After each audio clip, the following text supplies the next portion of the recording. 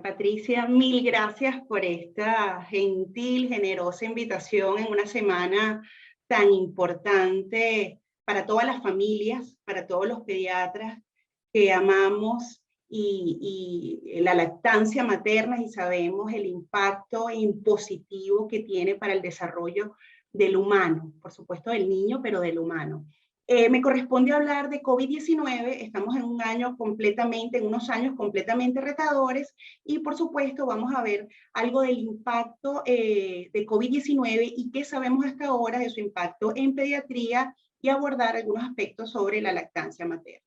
En este sentido, un momento para que pase acá. Bueno, vamos a tocar, por supuesto que hablamos de COVID-19, tenemos que hablar algo de epidemiología, de la enfermedad en niños, de los aspectos que conocemos hasta hoy, decimos en el segundo año de esta pandemia, algunos datos de tratamiento de la COVID-19 en pediatría, recomendaciones en lactancia, por supuesto, y las vacunas como una luz en el camino. Para algunos es una pregunta, para otros, por supuesto, los que estamos apegados a la ciencia, al método científico, es una aseveración. Entonces, primero enfocarnos dónde estamos hoy. Bueno, ayer, estos son datos hasta ayer en la noche, ya sabemos que el número de casos a nivel mundial ha aumentado, vemos que superan los 200 millones de personas afectadas por el virus desde marzo del año pasado, más de 4 millones de fallecidos, pero fíjense el dato muy importante que nos ofrece la Universidad de la Facultad de Medicina Johns Hopkins, en donde vemos que cuando vemos la data de personas vacunadas, estamos hablando de más de 4 billones, no son personas vacunadas, sino 4 billones de dosis aplicadas. Por supuesto, todavía Estados Unidos, la India y Brasil son los 3 países que concentran la mayor cantidad de casos. Y si nos vamos a ver los datos de vacunas, que es lo que ven en verde, fíjense que las dosis aplicadas, el país que ha aplicado mayor cantidad de dosis ha sido China, afortunadamente después la India, que ha aumentado su cobertura de vacunación, todavía no a lo deseable, pero va aumentando la cobertura de vacunación. Y el tercero es los Estados Unidos, que estamos hablando más del 60% de personas ya vacunadas y están superando ya la segunda dosis, digamos, completamente vacunadas. Y fíjense lo que vemos a mano derecha de su pantalla, es el dato para Venezuela, donde según esta universidad, y es importante dar el dato porque tenemos oscurantismo en relación a cuáles son los datos de aplicación de dosis en Venezuela, estamos hablando de alrededor de 4 millones, por lo menos en la data compartida por esta universidad. ¿Qué sabemos de lo que ocurre en Venezuela hoy? Bueno, estos son los datos oficiales, donde vemos que para el mes de agosto, estos son datos hasta en horas de la noche de ayer, fíjense que el número de casos en comparación a lo que fue marzo, abril, hay una discreta disminución, pero nunca volvimos a los niveles que presentamos en junio, antes del inicio de la primera ola en Venezuela. Por lo que podemos decir, nada más viendo esta onda, que Venezuela se encuentra todavía durante su segunda ola pandémica, la cual ha sido prolongada en comparación a la primera ola, fíjense la extensión, o quizás estemos empezando una tercera ola que faltarían semanas para poder ver el dato. Entonces, datos oficiales, estamos hablando de 310.960 casos. Estos son casos confirmados por PCR, sabemos también las limitaciones en pruebas diagnósticas en el país, y los fallecidos, fíjense que ya superan 3.000 fallecidos con el diagnóstico de confirmación. En datos extraoficiales, estos son, digamos, datos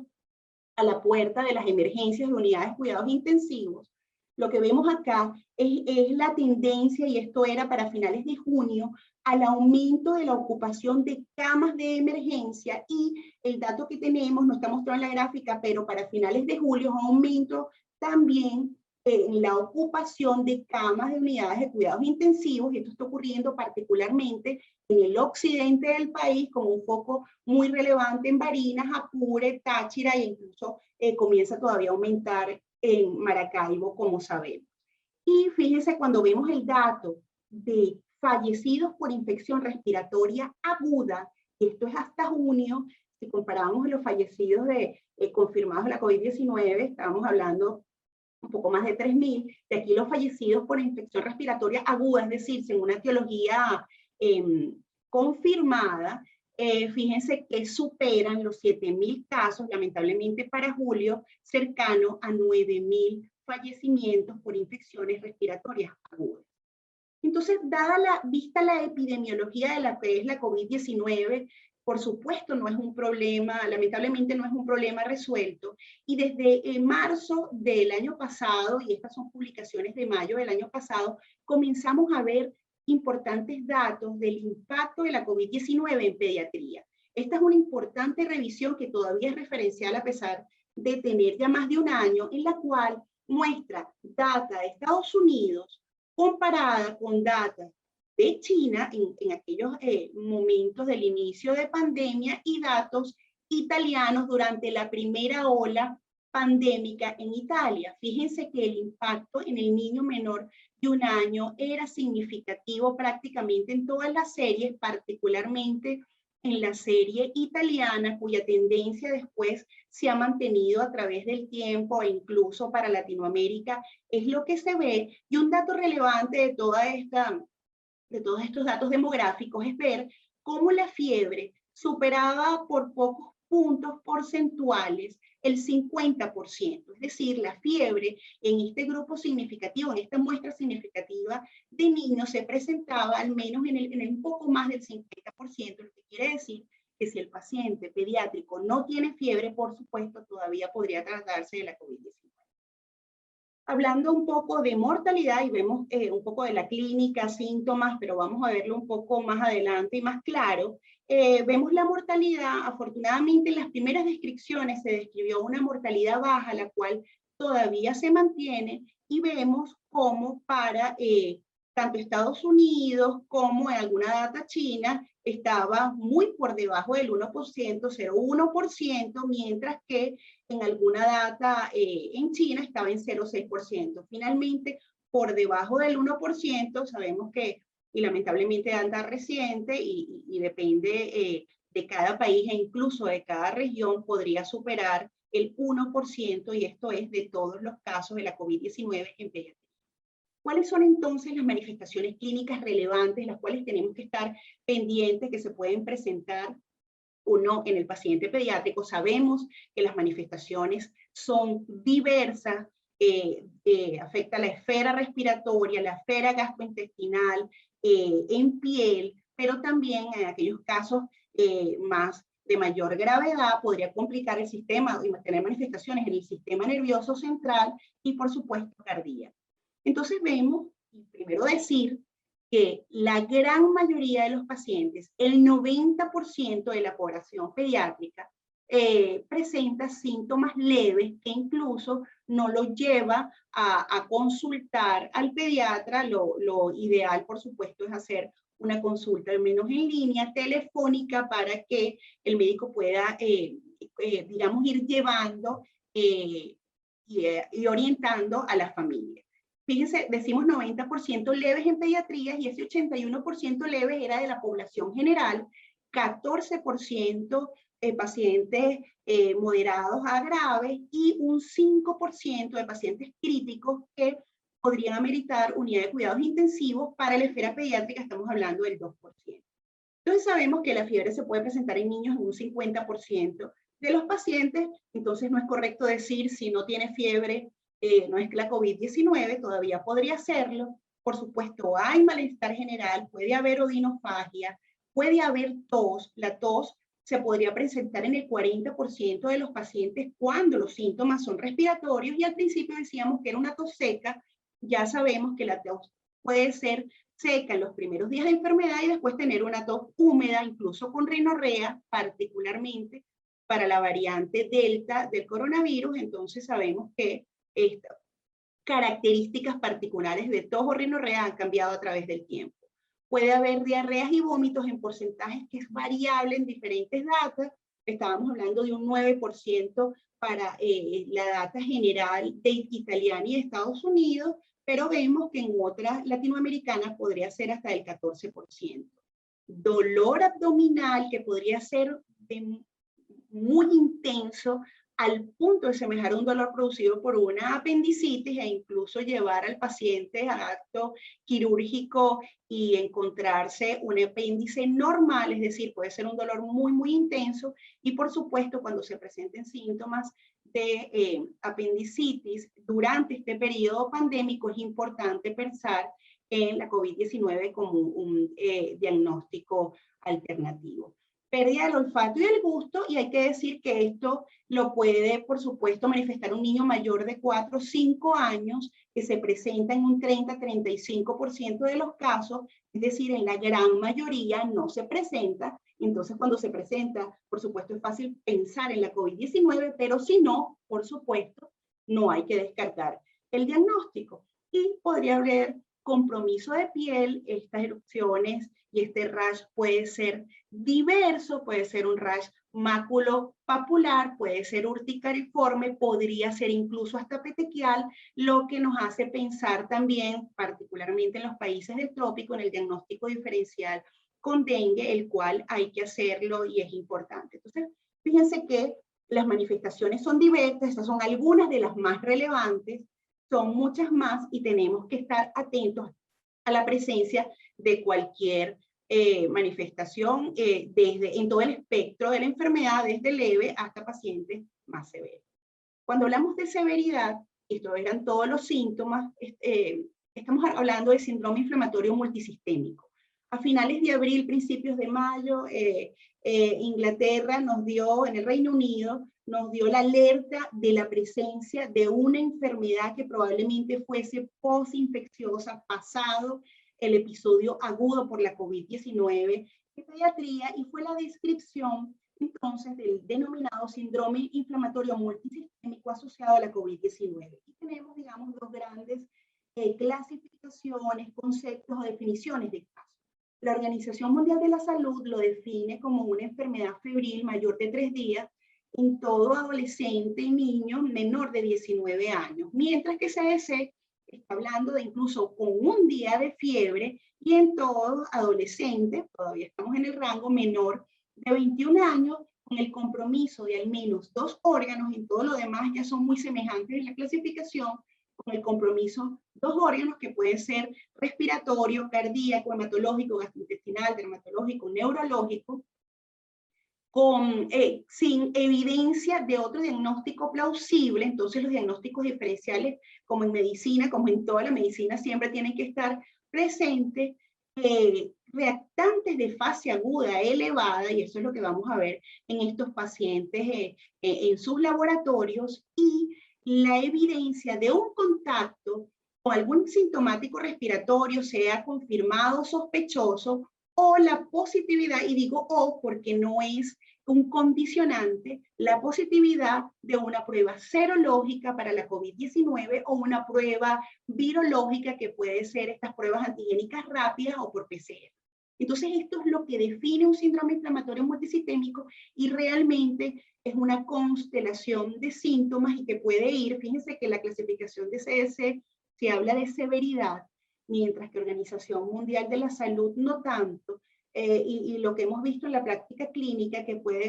vemos niños que pueden tener una enfermedad realmente moderada hasta niñitos que se ven severamente enfermos. Entonces sí, desde el punto de vista clínico es una constelación de síntomas, pero también de severidad.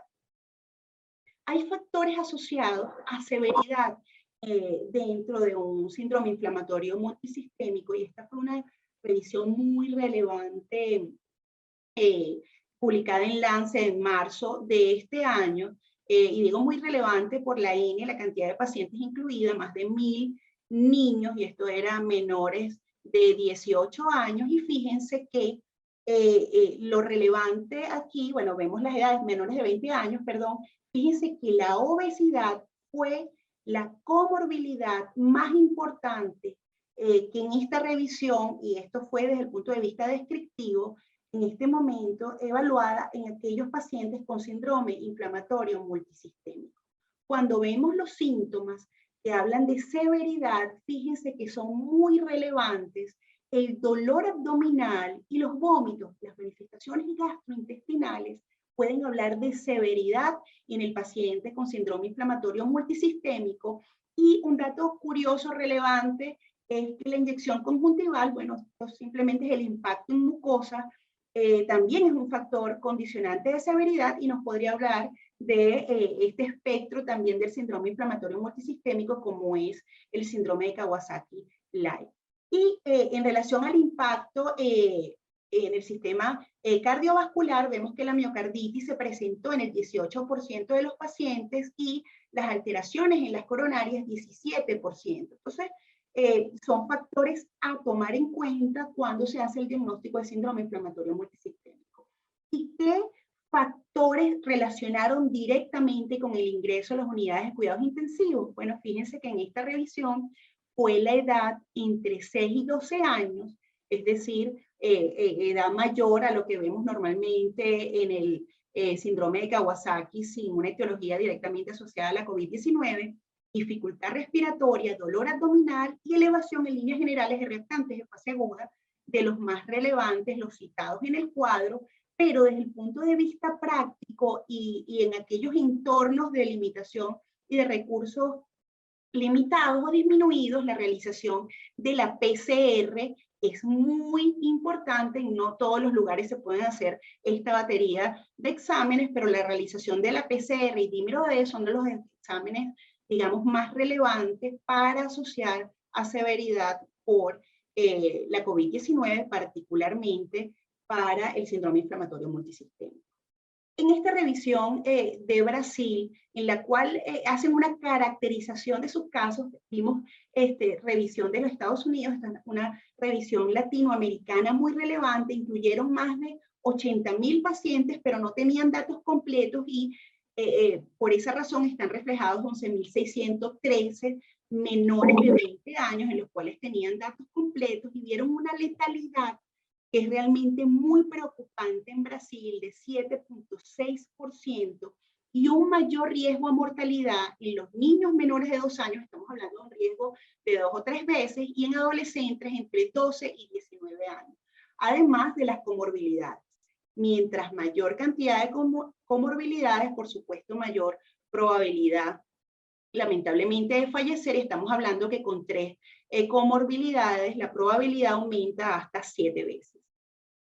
Estos son datos para toda Latinoamérica, publicada por Organización Panamericana de la Salud para el 22 de julio, y vemos que para el síndrome inflamatorio multisistémico se habían descrito como casos confirmados 6.681 casos, con 135 defunciones, estamos hablando alrededor de un 2%, y fíjense en Venezuela, por supuesto tenemos lamentablemente descripción de síndrome inflamatorio multisistémico, hay un subregistro evidente en las defunciones, y digo que evidente porque en data de Hospital de Niños JM de Los Ríos, en los cuales hemos evaluado, esto eran datos hasta junio de este año, 83 pacientes confirmados de 380 pacientes, todos estos hospitalizados, con diagnóstico de 11 pacientes con síndrome inflamatorio multisistémico y 12 fallecimientos. Entonces, son datos relevantes y sí, hay subregistro de probablemente cifras que quedan en el camino a la hora del reporte. Ahora, ¿qué luces, qué orientación tenemos, qué faro se nos enciende e ilumina en relación al tratamiento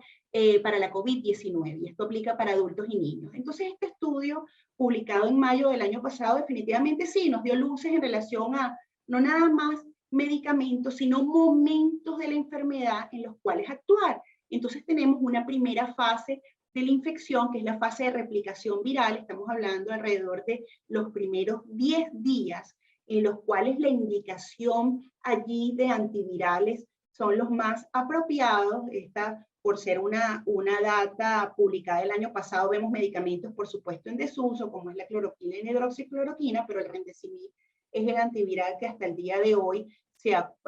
demostrado eficacia en reducción de días de hospitalización. Esto estadísticamente significativo. La fase 2, que vemos la fase pulmonar en aquellos pacientes que hacen, por supuesto, afección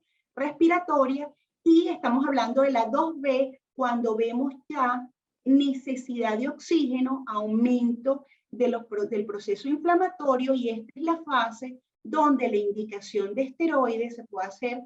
más apropiada. Y en la tercera fase, la fase en la que hemos denominado tormenta de citoquina, entonces la indicación de esteroides en aquellos pacientes con necesidades de oxígeno, inmunomoduladores, inhibidores de interleuquina, son los medicamentos que se usan en la actualidad. Los tratamientos potenciales, ahí vemos una tabla realizada, esto fue a principios de este año, pero con data de la Academia de la Sociedad Española de Pediatría, y también publicados datos de la Academia Americana de Pediatría para el año pasado. Fíjense, todo este era, digamos, nuestro arsenal potencial para el tratamiento de la COVID-19. Vemos desdibujados varios de los medicamentos que ya no se utilizan, y allí están, que no los queremos ni nombrar para sacarlos del inconsciente y del consciente de muchas familias e incluso médicos que aún indican antibióticos de manera inadecuada en la COVID-19 o antiparasitarios que no tienen indicación en la COVID-19. Estamos hablando que como antiviral, estamos hablando del Remdesivir, particularmente el favipiravir podría tener alguna acción, antiinflamatorios, los corticosteroides, los esteroides para pacientes, solo para pacientes con necesidades de oxígeno, y otros que han tenido particular relevancia, sobre todo recientemente, son los anticuerpos monoclonales, pero más que tratamiento en las primeras fases de enfermedad como preventivo de severidad. Cuando vemos el tratamiento del síndrome inflamatorio multisistémico, bueno, hay muchos abordajes. Esto fue un primer abordaje chileno de julio de este año, muy interesante, en el cual hay cierta clasificación en relación a sin presencia de Kawasaki y sin shock, cuando tenemos la presencia del síndrome inflamatorio multisistémico con el fenotipo Kawasaki, y cuando tenemos definitivamente el fenotipo Kawasaki, pero con shock o miocarditis. Entonces, sin Kawasaki, sin shock, el uso de esteroides es la indicación. Estamos hablando de dosis baja de 2 miligramos por kilo por día, hasta 5 días, y aumento de dosis si la severidad es mayor. En el cuadro vemos los patrones de severidad que se refieren fundamentalmente a reactantes de fase aguda, donde la PCR es uno de los más relevantes. En el fenotipo Kawasaki, por supuesto, se introduce la indicación de inmunoglobulina a 2 gramos por kilo, y la prednisona, dosis baja, 2 miligramos por kilo, inicialmente, y si vemos refractariedad, se puede repetir dosis de inmunoglobulina e incluso aumento de dosis de metilprednisolona, y en el caso de shock, por supuesto, es inmunoglobulina, metilprednisolona de entrada a altas dosis, además de aspirina a dosis antiinflamatorias, no nada más antiagregantes. Hay otras, digamos, en marzo salió publicada esta revisión mucho más sencilla, nos gusta por su sencillez, pero definitivamente para el tratamiento de la COVID-19 a veces no la tenemos, y vemos cómo podremos hablar de síndrome inflamatorio multisistémico con o sin shock. Entonces, si tenemos shock, un paciente severamente enfermo, la indicación de inmunoglobulina es mandatoria, más metilprednisolona, y si no tenemos shock, podría indicarse solo inmunoglobulina, ver respuesta del paciente, y si tenemos refractariedad, repetir dosis y por supuesto la indicación de metilprednisolona. Esas son revisiones y abordajes de tratamiento. Sin embargo, en junio de este año, un estudio muy interesante nos habla de que, visto y agrupados pacientes, estamos hablando de pacientes pediátricos, más de 600 pacientes, agrupados en los que se trataron con inmunoglobulina, los que se trataron con inmunoglobulinas y esteroides, y solo con esteroides, no se vieron diferencias estadísticamente significativas entre los diferentes grupos. Es decir, todavía estamos en la búsqueda de cuál es el tratamiento ideal para el síndrome inflamatorio multisistémico, pero sabemos que la indicación de inmunoglobulinas y esteroides, digamos, son los recursos más relevantes en estos pacientes. Y cuando vemos mortalidad en estos grupos, fíjense que fue del 1%, estamos hablando de porcentaje, no no impacto estadísticamente significativo, con inmunoglobulina 1%, con inmunoglobulinas más esteroides 3% y solo con esteroides 4%. Entonces, bueno, a veces vemos un mar que no está tan calmo y hay mareas altas. Sin embargo, sí tenemos certezas para la COVID-19. Y afortunadamente tenemos certezas en relación a la no transmisión de la enfermedad a través de lactancia materna. En Lancet, esto fue una carta realmente al editor, esto fue publicado en febrero de este año, una frase que me pareció particularmente relevante, donde se afirma de manera severa, de manera contundente, que la leche materna no es un vector del SARS-CoV-2, no lo transmite. Y hay múltiples estudios al respecto, decimos múltiples, no tantos como quisiéramos, pero de data particularmente contundente, y uno de ellos, el más relevante quizás, que llevó a la toma de decisiones,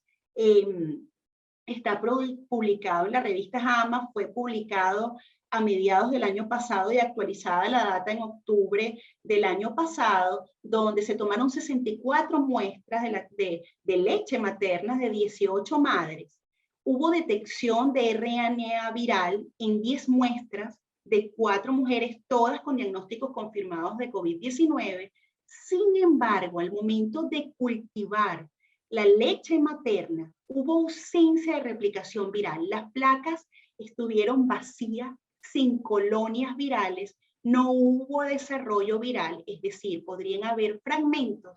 sin la presencia de virus replicativos en la lactancia materna, lo que implica que no hay transmisión de la COVID-19, del SARS-CoV-2, a través de la lactancia materna. Y de allí vienen importantes indicaciones, estas actualizaciones de Organización Mundial de la Salud, donde en junio del año pasado, es una indicación, por supuesto, que se mantiene, asevera y recomienda a las madres con COVID-19 o casos sospechosos de COVID-19 iniciar o continuar la lactancia materna. Adicionalmente, recomienda el alojamiento en conjunto al momento del nacimiento, si la madre incluso tiene infección confirmada, hacer el piel con piel, especialmente, por supuesto, en la hora dorada, al momento del nacimiento y durante la lactancia materna. Son indicaciones de Organización Mundial de la Salud, por supuesto, viendo el beneficio con creces que implica la lactancia materna, el apego precoz, el piel con piel, para el desarrollo del niño en los primeros 1000 días y durante toda la vida.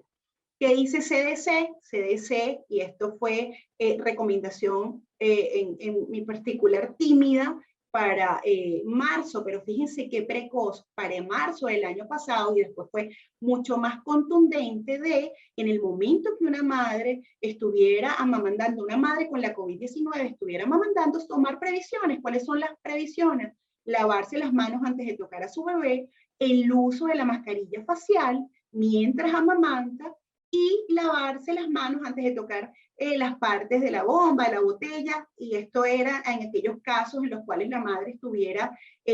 gravemente enferma y considerara tener cierta distancia. Sabemos que estos son las excepciones y no las reglas, y la consideración más importante es el lavado de manos y el uso de la mascarilla de la madre al momento de la lactancia materna. Ahora, ¿qué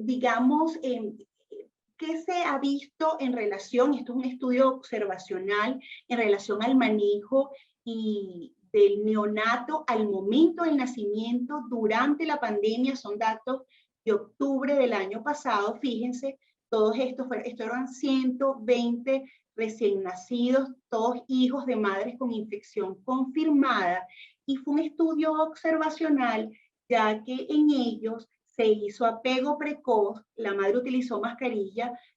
para el piel con piel y la lactancia materna, y se realizaron pruebas de PCR a las primeras 24 horas y después de 5 a 7 días y a los 14 días.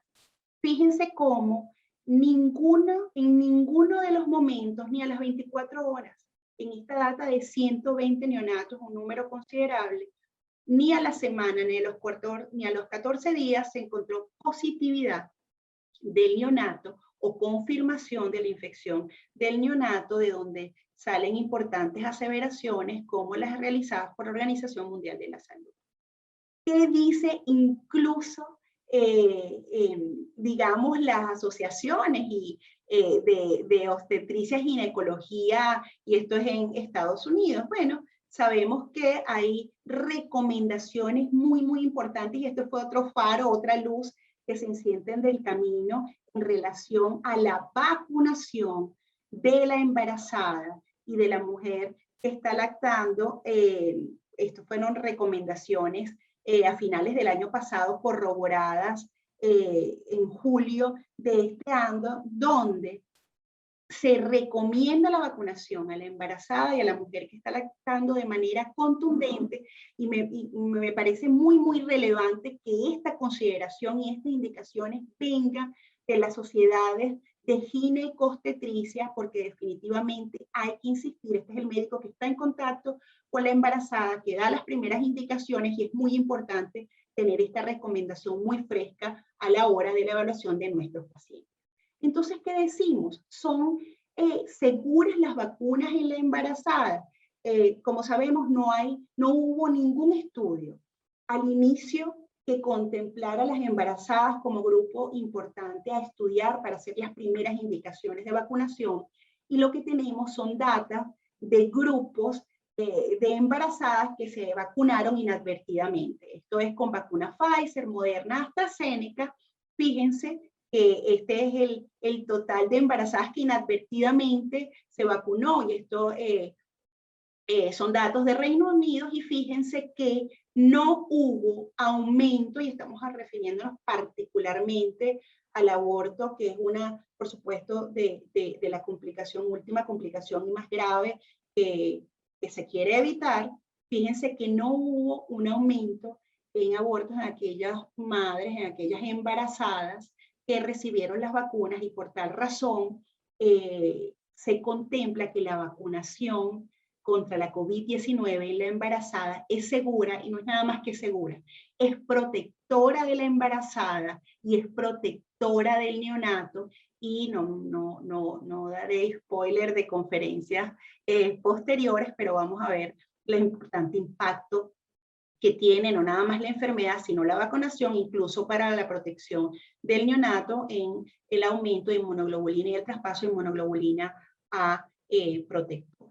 Fíjense, estos son datos, y por qué estamos refiriéndonos particularmente a embarazadas. Son datos también de julio de este año, donde para toda América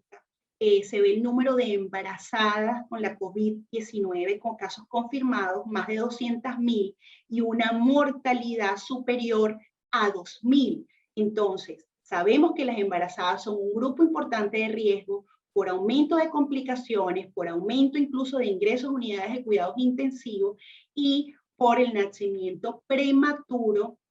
en aquellas madres que se enfermen en el tercer trimestre. Entonces es muy importante evitar la infección en la embarazada, y de allí las recomendaciones de la vacunación. Puse la data, por supuesto, de la Asociación de Ginecostetricia, pero la Sociedad Científica, Sociedad Venezolana de Infectología, lo recomienda de manera contundente. Ahora, ¿cuáles son, digamos, de qué se están enfermando las embarazadas? Y me pareció relevante enseñar esto para ver y un poco evitar los pensamientos que a veces hemos llamado anti-COVID. Estamos en un periodo pandémico. Y fíjense, estos son síntomas o casos de enfermedad respiratoria aguda grave en gestantes. Y aquí vemos la etiología. En las barras en azul son casos confirmados de COVID-19. Los azul claro son infección respiratoria que no tuvo confirmación, y las verdes en investigación. Es decir, lo que está circulando en el periodo pandémico, y estos son datos hasta este año, son datos de Brasil, es la COVID-19. Entonces, por favor, en síntomas respiratorios, pensar en la COVID-19 en las gestantes, y lo más importante, hacer prevención por vacunas en este importante grupo. Nada más recordar la transmisión. Esta es una transmisión de persona a persona. Nos olvidamos un poco de otros, inicialmente algún aislamiento que se hizo en heces, no es una enfermedad de transmisión fecal-oral e incluso tiene mucha menor importancia el contacto de superficies o con fómites para la transmisión de la COVID-19, es de persona a persona a través de grandes gotas y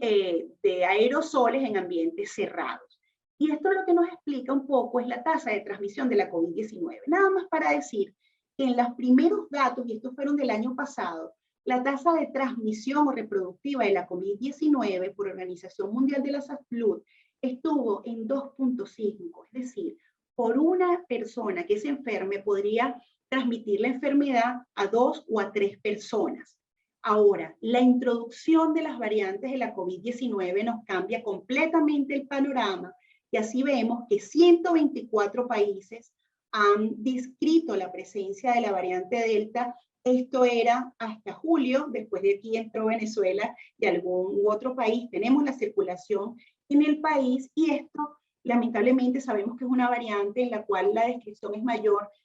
transmisión por un infectado, la capacidad de transmitir es de 5 hasta 8 personas y comienza a cambiar la transmisión desde los virus, desde los coronavirus y aparecerse más a otros virus respiratorios. Esperemos que no lleguemos a la tasa de transmisión de sarampión si este virus sigue cambiando y seguirá cambiando en la medida que más personas se sigan enfermando y por eso el llamado tan importante a la vacunación.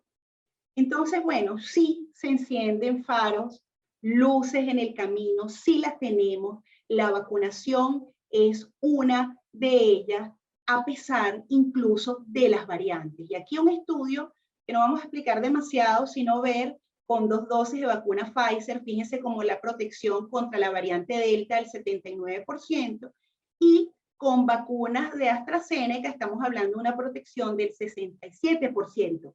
Esto es en grupos cerrados, esto no es efectividad a gran escala, hay que decirlo, probablemente la protección hasta sea